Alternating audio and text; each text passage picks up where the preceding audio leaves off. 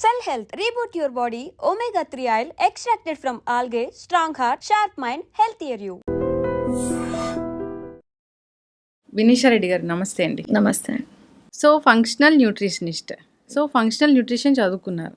అసలు ఏంటి నార్మల్ ఈ డైటీషియన్ న్యూట్రిషనిస్ట్కి ఈ ఫంక్షనల్ న్యూట్రిషనిస్ట్కి తేడా ఏంటి అసలు? ఓకే. ఆడియన్స్ నన్ను ఫస్ట్ టైం చూస్తున్నారు కాబట్టి నా గురించి ఒక చిన్న ఎడ్యుకేషనల్ బ్యాక్గ్రౌండ్ చెప్తాను. నేను ఎంఎస్సీ డైటెటిక్స్ చేశాను. చేసిన తర్వాత లైక్ అందరు డైటీషియన్స్ లాగే క్లినికల్ డైటెటిక్స్లో నాకు ఇంట్రెస్ట్ ఉండే. క్లినికల్ డైటెటిక్స్లో మనం టైప్ 2 డయాబెటీస్, పీసీఓఎస్, థైరాయిడ్ ఇది ఎప్పుడు కూడా బ్లడ్ షుగర్ బ్యాలెన్స్ అని చెప్పేసి లేకపోతే వెయిట్ మేనేజ్మెంట్ కింద మనం నేర్చుకుంటాం. 4 years or 5 years బ్యాక్ నాకు క్లినిక్లో ఒక కొత్త కేసు వచ్చిండే, పీసీఓఎస్ కేసు. అది పీసీఓఎస్ కేసుని మేము ఎంత హీల్ చేస్తున్నా ఆమె కాన్స్టెంట్గా ఒక కంప్లైంట్ ఇచ్చేది, కడుపులో నొప్పి. చాలా కాన్స్టెంట్ కంప్లైంట్. ఏది చేసినా ఎంత చేసినా మాకున్న నాలెడ్జ్లో అది తగ్గేది కాదు. డాక్టర్స్ ఎవరు కూడా ఐడెంటిఫై చేయలేరు. వన్ ఫైన్ డే ఒక గ్యాస్ట్రోఎంట్రాలజిస్ట్ ఆమెని ఐడెంటిఫై చేశారు. ఇట్స్ అన్ ఐబిఎస్ కేస్ అని. నాకు అప్పుడు చాలా ఇంట్రెస్ట్ కలిసింది. ఇరిటబుల్ బాల్ సిండ్రోమ్ గురించి మేము క్లినికల్గా చదువుకున్నప్పుడు ఎక్కడా రాలేదు. వచ్చింది హాస్పిటల్స్లో వర్క్ చేసినప్పుడు only instruction is gluten free follow అవ్వండి, డైరీ ఫ్రీ ఫాలో అవ్వండి అని ఇరిటబుల్ బాల్ సిండ్రోమ్కి వచ్చేది. ఆమెకు అది పెట్టాము, గ్లూటెన్ ఫ్రీ పెట్టాము, డైరీ ఫ్రీ పెట్టాము, బట్ స్టిల్ ఆ కేసు అసలు సాల్వ్ అవ్వట్లేదు. దెన్ ఐ థాట్ ఇది డాక్టర్తో మేము ఇంకా ఎక్కువ మాట్లాడుతూ తెలుసుకున్నప్పుడు ఇది life style management, diet management, దీనికి ఏం మెడికేషన్ లేదు అని చెప్పారు. మెడికేషన్ లేనప్పుడు ఇది డిసీజ్ కాదు, ఇది ఒక డిజార్డర్. ఎక్కడి నుంచి వస్తుంది, ఎందుకు ఇంత క్రానిక్ సఫరింగ్ ఉంది దీంట్లో, ఇది లైఫ్ స్టైల్ని ఎందుకు డిస్టర్బ్ చేస్తుంది అన్న ఒక ఇంట్రెస్ట్ నాకు క్రియేట్ అయింది. అక్కడ నుంచి I did my own research. And ఇది మన ఐబిఎస్, ఐబిడి మన ఏషియన్ పాపులేషన్లో, ఎస్పెషల్లీ లైక్ ఇండియన్ పాపులేషన్లో చాలా తక్కువగా కనిపించేది ఒక 4-5 years బ్యాక్ అనమాట. అప్పుడు అంత అవగాహన లేకుండే. నేను వెస్ట్రన్ డాక్టర్స్ ఇన్స్టాగ్రామ్ ప్రొఫైల్ కానివ్వండి, ఇంకా గూగుల్ రీసెర్చ్ చేసినప్పుడు I came to know there is something called as irritable ball syndrome. Manage చేసుకోవడానికి ఒక కోర్స్ ఉంది, ఇది ఫంక్షనల్ న్యూట్రిషన్ అని ఒక సబ్జెక్ట్ ఉంది. అది నేర్చుకుంటే కన్వెన్షనల్గా ఏదైతే ట్రీట్ చేయలేకపోతున్నారో ఫంక్షనల్ న్యూట్రిషన్లో దానికి ఆన్సర్ ఉంది అని నాకు అర్థమైంది. అప్పుడు నేను మొనాష్ యూనివర్సిటీ దాంట్లో ఐబిఎస్ కోర్స్ ఉంటే అది జాయిన్ అయ్యాను. అది జాయిన్ అయిన తర్వాత దాంట్లో మేజర్గా డైట్ గురించి డిఫరెన్షియల్ డయాగ్నోసిస్ అంటాం. అంటే ఐబిఎస్ అయినా లేదా ఇంకేదైనా ఆర్గానిక్ డిసీజెస్ ఉన్నాయా, వీటికి ఏం టెస్ట్ చేసుకోవాలి, బ్లడ్ టెస్ట్ దగ్గర నుంచి మొత్తం డీటెయిల్డ్గా చాలా మంచిగా కోర్స్ ఉంది. ఐబిఎస్ కోర్స్ చేశాను. తర్వాత జర్నీలో నాకు అర్థమైంది ఏంటంటే ఇది డైట్, లైఫ్ స్టైలే కాకుండా దీంట్లో ఇన్ఫెక్షన్స్ చాలా మేజర్ రోల్ ప్లే చేస్తాయి. మన గట్లో జరిగే డిస్బయాసిస్ అంటే మీ ఓన్ గట్ మైక్రోబయోమే మిమ్మల్ని ఇన్ఫెక్టివ్గా మారుస్తుంది. లేకపోతే బయట నుంచి ఏదైనా ఫుడ్ ఇన్ఫెక్షన్ వచ్చినప్పుడు కూడా అది క్రానిక్గా మీ గట్లో నిల్చుండిపోతుంది అని నాకు అర్థమైంది. అది హీల్ చేయనంత వరకు ఈ ఐబిఎస్ హీల్ అవ్వదు అని అర్థమైంది. Then I started doing like small intestinal bacterial overgrowth, SIBO doctor అని వెస్ట్రన్ డాక్టర్ నిరోలా ఉన్నారు, ఆస్ట్రేలియన్ డాక్టర్ అనమాట. She been doing IBS and ఈ కేసెస్ లాస్ట్ 20 years నుంచి చేస్తున్నారు ఆమె ప్రాక్టీషనర్. ఆమె కోర్స్ లాంచ్ చేశారు సిబో అని చెప్పేసి. అలా నేను ఒక్కొక్క certification IBS, IBD, small intestinal bacterial overgrowth, level 3 biochemistry, ఇవన్నీ నేను వెస్ట్రన్ డాక్టర్స్ దగ్గర నుంచి సర్టిఫికేషన్స్ చేశాను. ఇది చేసిన తర్వాత మన ఇండియన్ డైటెటిక్స్ కానివ్వండి, లేకపోతే కన్వెన్షనల్ మెడిసిన్ చెప్పింది అంతా ఒక సైడ్ అయితే, other side of the story ఏం అక్కర్లేదు. మనం ఈ 4 root causes, 5 root causes, autoimmune డిజార్డర్స్కైనా, లీకీ గట్స్ అయినా, ఐబిఎస్ అయినా, ఐబిడి అయినా, ఒక రూట్ కాజ్ ఏంటి అంటే it all starts from your gut అని నాకు అర్థమైంది. అయితే ఏదైనా ఇష్యూతో మీ దగ్గరకు ఒక పేషెంట్ వస్తే ఎలా ట్రీట్ చేస్తారు? ఇది సబ్జెక్టివ్. అంటే మీకు అసలు ఏ ఇష్యూ ఉన్నది, ఇప్పుడు థైరాయిడ్ లేకపోతే టైప్ 2 డయాబెటీసా, వీటన్నిటికీ రూట్ కాజ్ డిఫరెంట్గా ఉంటాయి. ఒక్కొక్క డిసార్డర్కి ఒక్కొక్క రూట్ కాజ్ ఉంటుంది. దాన్ని మనం ఐడెంటిఫై చేసుకుంటాం.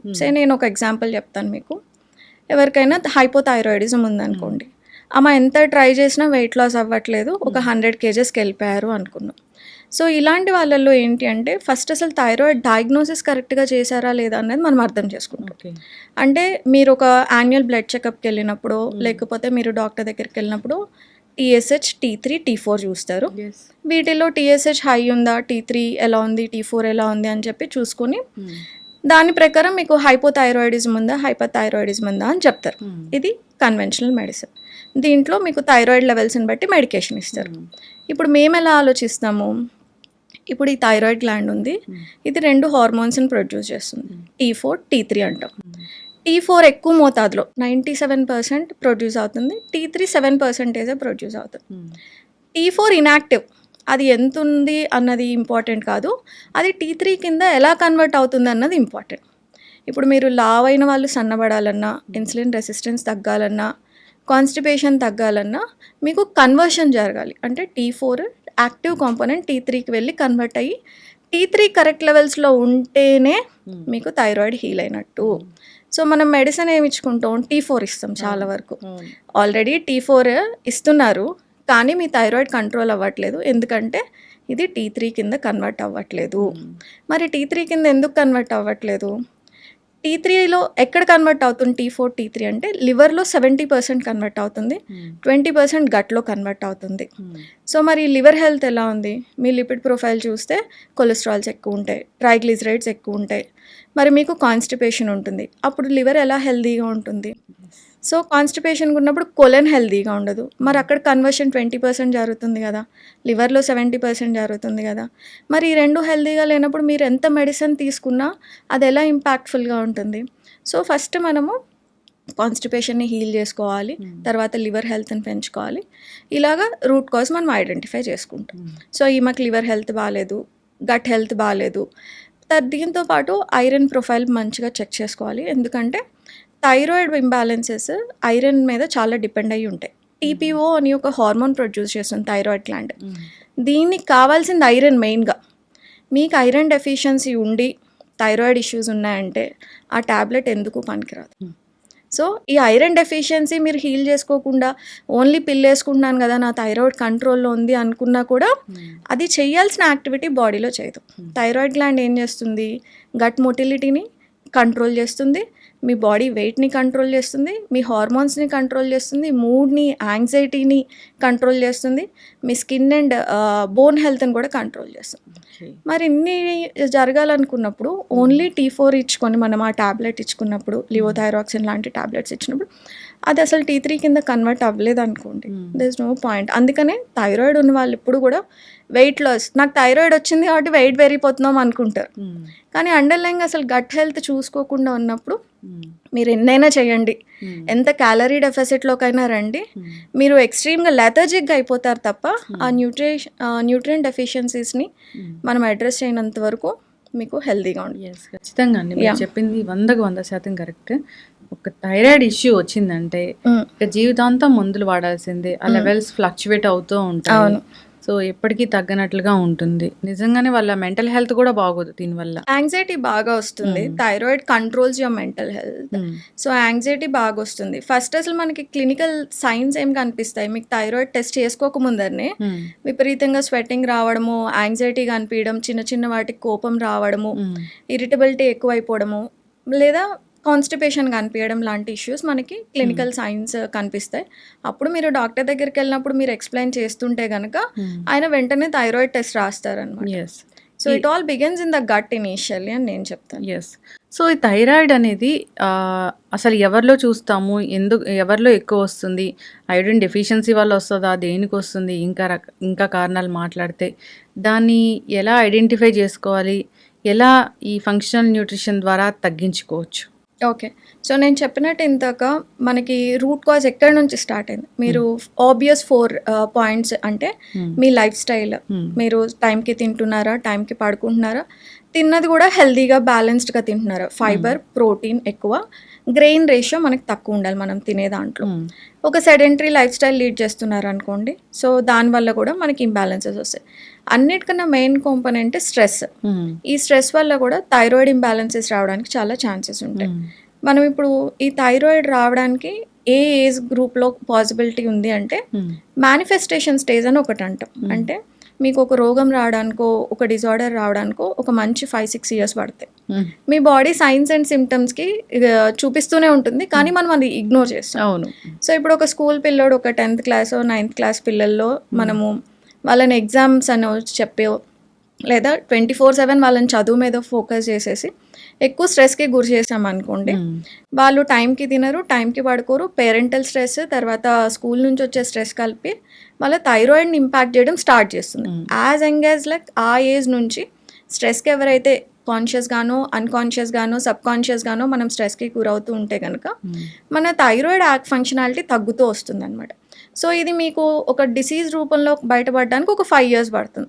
సో స్ట్రెస్ ఉన్న వాళ్ళు ఫస్ట్ చేసేది ఏంటి, బింజ్ ఈటింగ్ చేస్తారు లేదా పడుకోరు. సో అలాంటి వాటిలో చిన్నగా మీరు చేసే లైఫ్ స్టైల్ మిస్టేక్స్లో కానివ్వండి, మీ స్ట్రెస్ ఫ్యాక్టర్స్లో కానివ్వండి, మీరు కేర్ తీసుకోలేదు అంటే కనుక అది మేనిఫెస్ట్ అవ్వడానికి 5 years పడుతుంది, 5-6 years. సో అప్పుడు వన్ ఫైన్ డే మీరు వెళ్ళి టెస్ట్ చేసుకున్నప్పుడు మీకు థైరాయిడ్ ఇంబ్యాలెన్సెస్ ఉన్నాయని తెలుస్తుంది.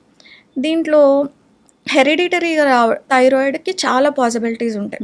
మీరు మీ ఫాదర్ లాగా కనిపించడానికి మీ ఫాదర్ పోలికలు ఉన్నాయనుకోండి, మీ ఫాదర్కి థైరాయిడ్ ఇష్యూస్ ఉంటే మీకు జెనెటిక్ ప్రీడిస్పోజిషన్ 100% ఉంటుంది. అంటే మీరు ఒక లోడెడ్ గన్ లాగా. లోడెడ్ గన్ అంటే ఏంటి, మీరు స్ట్రెస్ తీసుకున్నా, అన్హెల్దీ ఈటింగ్ ప్యాటర్న్స్ ఫాలో అయినా, మీ గట్ హెల్త్ బాగోకపోయినా అది ఒక ట్రిగర్ పుల్ చేసినట్టే. అప్పుడు మీరు థైరాయిడ్ ఇంబ్యాలెన్సెస్ ఉన్నట్టు మనం చేసుకోవచ్చు. సో మీరు లోడెడ్ గన్. ఇప్పుడు నా దాంట్లో థైరాయిడ్ ఇష్యూస్ మా ఫ్యామిలీలో లేవు. అప్పుడు నేనేం చేయాలి, నేను హెల్దీ లైఫ్ స్టైల్ ఫాలో అవ్వకుండా నేను కూడా ఇలాంటి అన్హెల్దీ లైఫ్ స్టైల్ ఫాలో అయితే మీకు 5 yearsలో వచ్చేది నాకు 6-7 yearsలో వస్తుంది అంతే. సో వీళ్ళకే థైరాయిడ్ ఇష్యూస్ వస్తున్నాయి, వీళ్ళకి రావు అని చెప్పడానికి లేదు. ఎవరైనా జెనెటిక్ ప్రీడిస్పోజిషన్లో ఉన్న వాళ్ళు ఫస్ట్ లైన్లో నించున్నారు మీరందరూ. వెనకాల అన్హెల్దీగా లైఫ్ స్టైల్ ఫాలో అయిన వాళ్ళు ఒక్కొక్క మేనిఫెస్టేషన్ ఉంటుంది. అంటే మీ దాంట్లో వీకర్ జీన్ ఏంటి, నాకు type 2 diabetes is a weaker gene. నా భయం అంతా నాకు జెస్టేషనల్ డయాబెటీస్ వచ్చినప్పుడు కూడా నాకు చాలా క్లియర్గా అర్థమైంది నేను ఫ్యూచర్లో టైప్ 2 డయాబెటిక్ అవుతాను.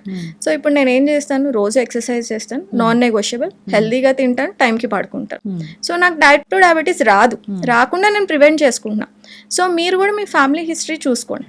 మీ ఫ్యామిలీ హిస్టరీలో ఎలాంటి డిసీజెస్ డిజార్డర్స్ ఉన్నాయో చూసుకొని మీకు ప్రీడిస్పోజిషన్ ఉన్నప్పుడు అలాంటి అన్హెల్దీ ప్యాటర్న్కి వెళ్లకుండా ఉంటే కనుక మీరు దాన్ని ఖచ్చితంగా ప్రివెంట్ చేసుకోవచ్చు. ఇవన్నీ కూడా మెటబాలిక్ డిజార్డర్స్ అన్నీ 100% ప్రివెంటబుల్, 100% రివర్సబుల్. ఎక్కడ రివర్సబుల్ అవుతాయి, మీరు డ్యామేజ్ కంట్రోల్ తొందరగా చేసుకుంటే మీకు రివర్సబుల్ అవుతాయి. Okay, yeah. అంటే టెస్ట్ వరకు వెళ్తాం ఎప్పుడంటే బాగా సిమ్టమ్స్ బాగా తెలిసాక. ఏదైనా ప్రీ సిమ్టమ్ ఈ లక్షణం కనిపిస్తే మనం టెస్ట్ చేయించుకుని తొందరగా తగ్గించుకోవచ్చు అంటే ఏం చెప్తారు ఈ థైరాయిడ్? సో ఫస్ట్ మీరు ఇప్పుడు 20 years 30 years అనుకోండి, మీరు అసలు అన్హెల్దీ లైఫ్ స్టైల్లోనే ఉన్నారు, మీ లైఫ్ స్టైల్ మీకు తెలుసు. సో ఫస్ట్ ప్రివెంటివ్ మెడిసిన్లో మనం చేయాల్సింది ఏంటంటే బేసిక్ బ్లడ్ టెస్ట్ చేయించుకోవాలి. T3, T4, TSH చూసుకోవాలి. TSHలో రెడ్ ఫ్లాగ్ ఏంటి అంటే మనం నార్మల్ లెవెల్ చూసినప్పుడు 0.9 నుంచి ఒక 5 దాకా మనం నార్మల్ రేంజ్ అనుకుంటాం, కానీ 2.5 నుంచి మేము సబ్ క్లినికల్ అంటాం. మీ రేంజ్ ఎప్పుడైతే 2.5 దాటిందో TSH, మీకు ఒక 5 yearsలో థైరాయిడ్ డిజార్డర్స్ రావడానికి ఛాన్సెస్ ఉంటాయి అని అర్థం. ఈ TSH 4కి క్లోజ్గా ఉందనుకోండి, మీకు 4కి క్లోజ్గా ఉంది, ఫ్యామిలీ హిస్టరీలో థైరాయిడ్ ఉంది అంటే వెళ్ళి థైరాయిడ్ ఆటో ఇమ్యూన్ బాడీస్ ఉంటాయి అన్నమాట, ఆ టెస్ట్ చేయించుకోవాలి. థైరాయిడ్ ఆటో ఇమ్యూన్, యా అవును. సో ఆ టెస్ట్లో మనం ఎందుకు చేయించుకుంటాము, థైరాయిడ్ కేవలం థైరాయిడ్ గ్లాండ్ ఒక ఫంక్షనాలిటీ ప్రాబ్లం మాత్రమే కాదు, థైరాయిడ్లో 70% హైపోథైరాయిడిజం కేసెస్లో హషిమోటోస్ అనే ఆటోఇమ్యూన్ డిజార్డర్ ఉంటుంది. ఇది ఎవరు సరిగ్గా ఐడెంటిఫై చేసుకోరు. హైపోథైరాయిడిజం ఉన్న వాళ్ళందరూ వెళ్ళి థైరాయిడ్ యాంటీబాడీస్ టెస్ట్ చేయించుకోండి, మీకు అప్పుడు హషిమోటో ఉందా లేదా అని తెలుస్తుంది. మేము మా ప్రాక్టీస్లో 90%లో హషిమోటోస్ ఎవరికి ఉందని తెలియదు, అందరూ హైపోథైరాయిడిజం అనే వస్తారు. మేము మా డయాగ్నోస్టిక్ టెస్ట్లో యాడ్ చేసేది అంటే థైరాయిడ్ యాంటీబాడీస్ టెస్ట్ మేము ఇంక్లూడ్ చేస్తాం అన్నమాట. అప్పుడే ఐడెంటిఫై అవుతుంది వాళ్ళకి హషిమోటో అని ఒక ఆటోఇమ్యూన్ డిజార్డర్ ఉంది అని చెప్పేసి. సో ఇలాగ సబ్ క్లినికల్ లెవెల్లో మీరు తెలుసుకుంటే కనుక ఒక జనరల్ రొటీన్ అను, లేదు నేను బాగా స్ట్రెస్ తీసుకుంటున్నాను, టైంకి పడుకోవట్లేదు, జంక్ ఎక్కువ తింటున్నాను, let me check my thyroid levels అని మనం వెళ్ళొచ్చు. దీంట్లో 2.5 ఇస్ ద కట్ ఆఫ్, అక్కడ సబ్ క్లినికల్ లెవెల్ కింద పెట్టుకోవాలి. 2.5 కన్నా ఎక్కువ ఉందంటే లేదా ఫ్యామిలీ హిస్టరీలో ఉంది అనుకున్నా కూడా మనం థైరాయిడ్ యాంటీబాడీస్ చెక్ చేసుకొని రూల్ అవుట్ చేసుకోవాలి ఫస్టే. మనకు వచ్చే పాసిబిలిటీ ఉందా లేదా అని రూల్ అవుట్ చేసుకోవాలి. ఓకే. సో, వచ్చే అవకాశం ఉంది. కొంచెం బోర్డర్ లైన్‌లో ఉంది. సో, ప్రీ థైరాయిడ్ కండిషన్ అంటారా? అదేదో అవును. వచ్చేలా అవును. ఉంది యాహ్! యాహ్! అన్నప్పుడు ఏం చేస్తాము? సో, ఇక్కడ నేను ఇంతకు చెప్పినట్టు T4 నుంచి T3కి కన్వర్ట్ అయితేనే మీకు యాక్టివ్ థైరాయిడ్ గ్లాండ్ ఫంక్షనాలిటీ మీ బాడీ తీసుకుంటుంది. ఈ T4 నుంచి T3 కన్వర్ట్ అవ్వాలంటే అది selenium dependent, zinc dependent, iodine dependent అనమాట. సో సెలీనియం రోజుకి 2 బ్రెజిలియన్ నట్స్ తింటే మీకు కావాల్సిన సెలీనియం వస్తుంది. That is first point. Zinc ఇలాగా సీడ్స్ అండ్ నట్స్ ఉంటాయి కదా, అవన్నీ కూడా జింక్ రిచ్. పంప్కిన్ సీడ్స్ కానివ్వండి, సన్ఫ్లవర్ సీడ్స్ కానివ్వండి, ఇవన్నీ జింక్ రిచ్ ఉంటాయి. So zinc rich foods, selenium rich foods మీ డైట్లో స్టార్ట్ చేయాలి. ఈ 4 పాయింట్స్ అందరికీ బేసిక్ అండి. అంటే మీకు రోగం ఉన్నా రోగం లేకపోయినా, ఫ్యామిలీ హిస్టరీ ఉన్నా లేకపోయినా అందరూ రోజు ఎక్సర్సైజ్ చేయాలి, ఫైబర్ ఎక్కువ తినాలి, ప్రోటీన్ ఎక్కువ తినాలి, గ్రెయిన్ ఇంటేక్ తగ్గియాలి. గ్రెయిన్ ఇంటేక్ తగ్గించుకొని ఒక యాక్టివ్ లైఫ్ స్టైల్ లీడ్ చేసుకుంటూ సిర్కాడియన్ రిథమ్ అంటే మీరు యాక్టివ్ స్లీప్ 10 o'clock నుంచి 5 o'clockకి మీకు స్లీప్ సైకిల్ రావాలి. చాలామంది ఏం చెప్తారంటే మేము 8 hours పడుకుంటాం మేడం, 2 నుంచి మేము 10 దాకా పడుకుంటాం అంట. So it's not an active sleep. ఆ టైంలో లివర్ డీటాక్సిఫికేషన్ సరిగ్గా జరగదు. ఎప్పుడైతే స్లీప్ హార్మోన్ ప్రొడ్యూస్ చేయాలో మీరు అప్పుడు డైజెస్టివ్ ఫైర్ని ఇంక్రీజ్ చేస్తారు. అంటే 2కి పడుకునే వాళ్ళు 11కో 12కో తింటారు కదా. సో మీరు పడుకునే టైంలో మీ డైజెస్టివ్ ఫైర్ ఎక్కువ ఉంది అంటే body will not detox. So liver functionality తగ్గిపోతుంది. దీనివల్లే చాలా రకాల రోగాలు, అన్ని రోగాలకి ఇది ఒక రూట్ కాజ్ అని కూడా చెప్పుకోవచ్చు. సో ఈ 4 పర్టికులర్ థింగ్స్ అంటే మీ physical health, mental health, biological health, nutritional health, ఈ 4 బాగుంటే మీకు అసలు ఏ రోగాలు అన్నవి రావు. వచ్చిన మీ బాడీ చాలా మంచిగా ఇమ్యూన్ సిస్టమ్ మంచిగా ఉంటుంది. కాబట్టి గట్ హెల్త్ 70% ఆఫ్ మీ ఇమ్యూన్ సిస్టమ్ గట్లోనే ఉంటుంది. అది బాగుంటుంది కాబట్టి మీరు తొందరగా రికవర్ అవుతారు. సో డిసీజ్ రాదు అని ఎవరు గ్యారంటీ ఇవ్వరు, కాకపోతే వచ్చినప్పుడు you can fight it better. Okay. అంటే మీ దగ్గరికి థైరాయిడ్ పేషెంట్స్ వస్తారు, వచ్చినప్పుడు సో వాళ్ళకి మామూలుగా ఇంగ్లీష్ మెడిసిన్ రాసినట్లుగా థైరాయిడ్కి సంబంధించిన టాబ్లెట్స్ రాస్తారా, లేదంటే ఈ విటమిన్స్ ఇలాంటి సప్లిమెంట్స్తోనే తగ్గిస్తారా, అంటే ఏంటి? థైరాయిడ్ మెడికేషన్ మానేయాలా వద్దా, రెమిషన్లో ఉందా, రివర్సబుల్లా, మనం మానేయాలా లేదా అన్నది మల్టిపుల్ ఫ్యాక్టర్స్ మీద డిపెండ్ అయి ఉంటుంది. ఫస్టే మా దగ్గరికి వచ్చేసారు కదా అని మేము థైరాయిడ్ మెడికేషన్ తీసేసాం. సో మనం సిస్టమాటిక్గా నేను ఇంతకు ఎగ్జాంపుల్ ఇచ్చినట్టు మాకు ఒక 100 kgs పేషెంట్ ఉన్నారు. ఆమెకు థైరాయిడ్ ఇష్యూస్ బాగుంది. థైరాయిడ్లో ఏంటంటే చిన్నప్పటి నుంచి కాన్స్టిపేషన్ ఉన్న వాళ్ళు ఉంటారు. ఈ కాన్స్టిపేషన్ ఉన్నప్పుడు ఇంతకు మనం మాట్లాడుకున్నాం చూడండి, 20% of T4 to T3 conversion లివర్లో జరుగుతుంది, గట్లో జరుగుతుంది, మిగతా 70% మనకి లివర్లో జరుగుతుంది. మరి ఆమె అంతా అన్హెల్దీ గట్ ఉండి, అన్హెల్దీ వెయిట్లో ఉండి, ఆమె స్ట్రెస్ లెవెల్స్ పీక్ చాలా ఎక్కువగా ఉంటాయి. మేము ఈ స్ట్రెస్ లెవెల్స్కి సంబంధించిన క్వశ్చన్స్ కూడా అడుగుతాం అన్నమాట. బట్ అన్నిట్లో తనకి 5 on 5 స్కోర్, హైయెస్ట్ స్ట్రెస్ లెవెల్స్లో ఉన్నప్పుడు మనం మెడికేషన్ వీన్ ఆఫ్ చేయొద్దు. దీనికి కావాల్సిన కన్వర్టింగ్ న్యూట్రియంట్స్ ఏవైతే ఉంటాయో ఫస్ట్ గట్ హెల్త్ ఇంప్రూవ్ చేసుకోవాలి. మనం ఎంత న్యూట్రియంట్ సప్లిమెంట్స్ ఇచ్చినా ఇంజెషన్ అంటే మనం తినడం, డైజెషన్, అది మీ పొట్టలో స్టమక్ యాసిడ్స్ కరెక్ట్గా ఉంటేనే అది డీబాండ్ అయ్యి డైజెస్ట్ అవుతుంది. డైజెస్ట్ అయింది ఎసిమిలేట్ అవ్వాలి, ఆర్గాన్స్కి, బ్లడ్కి అందాలి. ఎసిమిలేట్ అయిన తర్వాతనే cellular level of nutrition improve అవుతుంది. మరి ఈ 4 ప్రాసెస్లు జరగాలంటే వెంటనే జరిగిపోదు కదా. ఇన్ని ఇయర్స్ ఆఫ్ అబ్యూజ్ ఉంది బాడీకి. అబ్యూజ్ అంటే మీరు టైంకి తినరు, పడుకోరు, న్యూట్రిషన్ లేదు, చాలా డిప్లీషన్స్ ఉన్నాయి. కాబట్టి మనం ఒక సిస్టమాటిక్ వేలో ఒక్కొక్క దాన్ని అడ్రస్ చేసుకుంటూ వెళ్తే వన్ ఫైన్ డే మీ TSH, T4, T3 అన్ని ఆప్టిమల్ రేంజ్లో ఉన్నాయంటే డాక్టర్తో వెళ్ళి మాట్లాడుకొని ఇప్పుడు నా హెల్త్ ఇలా ఉంది, హెల్త్ కండిషన్, నేను ఎంతవరకు ట్యాబ్లెట్ని మానేసేయచ్చు, ఎంతవరకు డోసెస్ తగ్గించుకోవచ్చు అని మనం డిస్కస్ చేసుకొని న్యూట్రిషనిస్ట్, డాక్టర్స్తో డిస్కస్ చేసుకొని we can take a decision. కానీ అబ్రప్ట్గా ఎవ్వరు కూడా మనం ఆపేయకూడదు. అండ్ ఇప్పుడు ఫంక్షనల్ మెడిసిన్లో ఓన్లీ T4 కాదు T3 యాడ్ చేస్తున్నారు. So that is giving a lot of good result. Hypothyroidism ఉన్న వాళ్ళలో T4 ట్యాబ్లెట్ ఇచ్చేదానికన్నా T3 యాడ్ చేస్తుంటే వాళ్ళు చాలా రిలాక్సింగ్గా ఉంది, యాంగ్జైటీ తగ్గుతుంది, నైట్ మంచిగా పడుకుంటున్నారు. సో ఇప్పుడు మనకి అట్లీస్ట్ లైక్ సౌత్ ఇండియన్ స్టేట్స్లో ఫంక్షనల్ న్యూట్రిషన్ అంటే ఎవరికీ తెలియదు. అవును. ఫంక్షనల్ మెడిసిన్ న్యూట్రిషన్ మీద అంత అవగాహన లేదు. ఇప్పుడు నేను ఇవన్నీ చెప్పినా కూడా చాలా మందికి కొత్తగానే అనిపిస్తుంది, కానీ వెస్ట్రన్ స్టేట్స్లో ఇది చాలా పాపులర్ అప్రోచ్ అనమాట. ఒక డిసీజ్ అక్కడెక్కడ కూడా వెళ్ళంగానే యాంటాసిడ్స్ రాసేయడం, యాంటీబయాటిక్స్ రాసేయడం లాంటివి ఉండవు. చాలా డిఫికల్ట్ వాళ్ళకి ఒక ప్రిస్క్రిప్షన్ రావడమే. మీరు వెళ్ళండి, ఫుడ్ మార్చుకోండి, లైఫ్ స్టైల్ మార్చుకోండి అని చెప్తూ ఉంటారు తప్ప తొందరగా మెడికేషన్స్కి ఎవరు వెళ్ళరు అనమాట. సో అక్కడున్న అప్రోచ్ వాళ్ళ రీసెర్చ్ ప్రకారం, ఎందుకంటే వాళ్ళకి గట్ ఇష్యూస్ చాలా పెరిగిపోతూ ఉంటాయి because of ultra processed foods. So అక్కడ డాక్టర్స్ అందరూ కూడా ఫంక్షనల్ న్యూట్రిషన్, ఫంక్షనల్ మెడిసిన్ అప్రోచ్ని చాలా క్లోజ్గా ఫాలో అవుతారు. ఆ ఆడియన్స్ అందరికీ, అక్కడున్న పాపులేషన్ వాళ్ళందరికీ ఐడియా ఉంది. మనం కొత్తగా అడాప్ట్ చేసుకుంటున్నాం. Maybe down the lane I'm hoping ఒక 4 years అయితే ఇది ఒక కామన్ ప్రాక్టీస్ అవుతుంది, ఎక్కువ మంది దీని గురించి చదువుకొని ప్రాక్టీస్ చేస్తారు అని ఐ ఆల్సో విష్. అంటే ఇక్కడ ఏం చేస్తారంటే, మీ దగ్గరికి ఒక పేషెంట్ వస్తే రూట్ కాజ్ ఏంటనేది ఐడెంటిఫై చేస్తాం. తెలుసుకొని అక్కడ ఏ డెఫిషియన్సీ వచ్చింది, దాన్ని ఎలా కరెక్ట్ చేయాలి, కరెక్ట్ చేశాక దాని మందుల్ని ఎలా ఆపేయాలి. సింప్టమాటిక్ ట్రీట్మెంట్ అన్నది చాలా రాంగ్ అప్రోచ్ అనేది నా ఉద్దేశం. అంటే మీకు థైరాయిడ్ డిజార్డర్ ఉన్నప్పుడు థైరాయిడ్ రిసెప్టార్స్ లివర్లో కూడా ఉంటాయి. అప్పుడు ఏం చేస్తాయి, ఎల్డిఎల్ బ్యాడ్ కొలెస్ట్రాల్ని పెంచేస్తాయి. మీరు తినండి తినకపోయండి మీ ఎల్డిఎల్ షూట్ అవుతూ ఉంటుంది. సో అప్పుడు ఏం చేస్తారు, మీరు రిపోర్ట్ పట్టుకొని వెళ్ళినప్పుడు థైరాయిడ్ డిజార్డర్స్ ఉంటాయి, మీకు మీ లిపిడ్ ప్రొఫైల్ అబ్నార్మల్గా ఉంటుంది, మీకు పీసీఓఎస్ వస్తుంది, హార్మోనల్ ఇంబ్యాలెన్స్ వస్తాయి, మీరు ప్రీ డయాబెటిక్ రేంజ్లో ఉంటారు. సో మీకు ఇప్పుడు లిపిడ్ ప్రొఫైల్ ఎక్కువైంది కాబట్టి మీరు కార్డియాలజిస్ట్ దగ్గరికి వెళ్ళండి అని చెప్తారు. మీకు పీసీఓఎస్ వచ్చింది కాబట్టి గైనకాలజిస్ట్ దగ్గరికి వెళ్ళండి అంటారు. మీకు థైరాయిడ్ ఇష్యూస్ వచ్చినాయి కాబట్టి ఎండోక్రైనాలజిస్ట్ దగ్గరికి వెళ్ళండి అంటారు.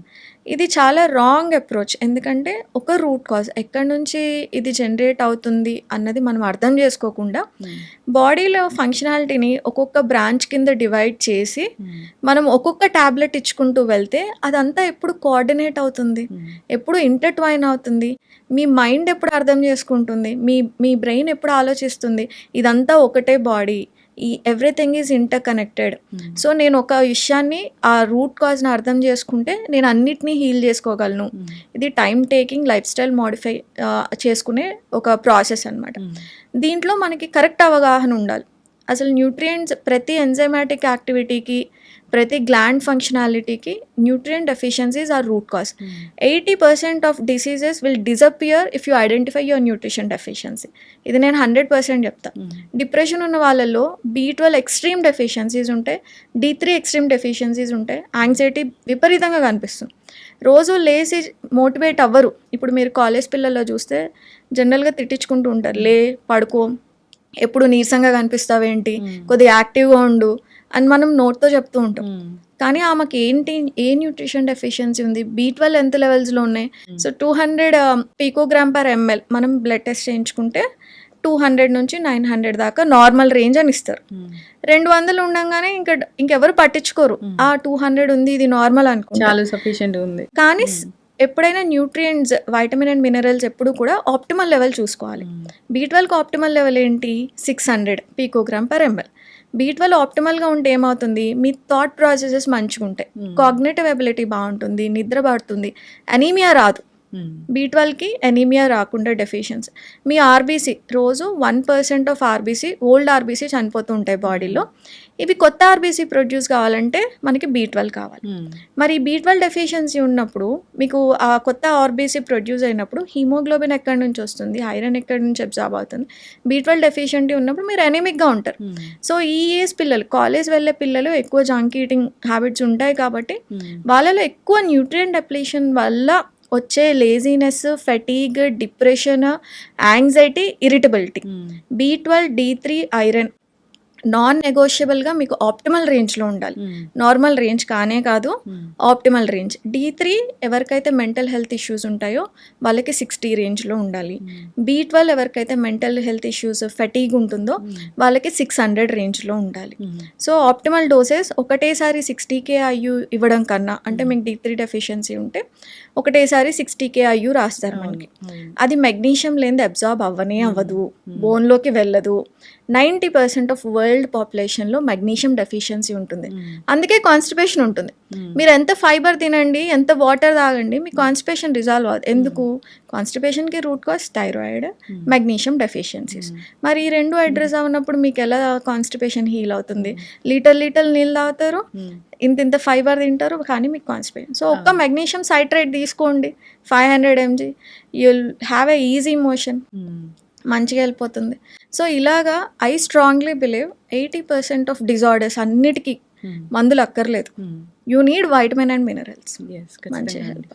సో ఈ విటమిన్ టాబ్లెట్స్ తీసుకున్నా కానీ అబ్జార్ప్షన్ ఉండదు అంటే ఆ గట్ హెల్త్ సరిగ్గా లేదు అన్నట్టు. సో ముందు దాన్ని కరెక్ట్ చేసుకోవాలి. మీరు చూస్తున్నారు గట్ హెల్త్ ఇష్యూస్ రావడానికి మెయిన్ కారణం ఈ జంక్ ఫుడ్, ఇంకా రకరకాల టాబ్లెట్స్ అనేవి మనం పిచ్చి పిచ్చిగా వాడడం వల్ల. అంతే. అవును. సో యాంటాసిడ్స్, యాంటీబయాటిక్స్ మనం చేసే తప్పు ఏంటంటే యాసిడ్ రిఫ్లెక్స్ వచ్చింది అనుకోండి, ఒక డాక్టర్ని కలుస్తాం. కలిసి ఆయన ఒక 15 days కోర్స్ రాస్తే ఆ 15 days మీరు యాంటాసిడ్స్ వేసుకుంటారు, యాంటీబయాటిక్స్ వేసుకుంటారు. కానీ మీరు చేస్తున్న మిస్టేక్ ఏంటి? డైట్ కరెక్ట్ చేసుకుంటారా? చేసుకోరు. టైంకి పడుకుంటారా? పడుకోరు. కాఫీ టీలు విపరీతంగా తాగుతారు, ఆల్కహాల్ తాగుతారు, స్మోక్ తాగుతారు, టైంకి తినరు. మరి రూట్ కాజే మీ అన్హెల్దీ లైఫ్ స్టైల్ వల్ల, అన్హెల్దీ ఈటింగ్ ప్యాటర్న్ వల్ల వచ్చిన ఒక డిజార్డర్ యాసిడ్ రిఫ్లెక్స్. మరి దీనికి మందులు ఎలా ఫిక్స్ చేస్తాయి? మీకున్న స్టమక్ యాసిడ్ని తగ్గించడానికి యాంటాసిడ్స్ రాసిస్తారు. మీరు 15 days కోర్స్, ఆయన 15 days చెప్తే మనం నెలలు వాడేసుకుంటాం. మనంతటి మనం వాడుకుంటాం. ఎప్పుడు యాసిడ్ రిఫ్లెక్స్ వచ్చినా ఫార్మస్యూటికల్స్ ఫార్మసీకి వెళ్ళి మనంతటి మనం మందులు తెచ్చుకొని వాడుకుంటాం. లేదా ఈ డాక్టర్ మంచిగా చెప్పలేదని వేరే డాక్టర్ దగ్గరికి వెళ్తాం, ఆయన కూడా యాంటాసిడ్, యాంటీబయాటిక్కే రాస్తారు.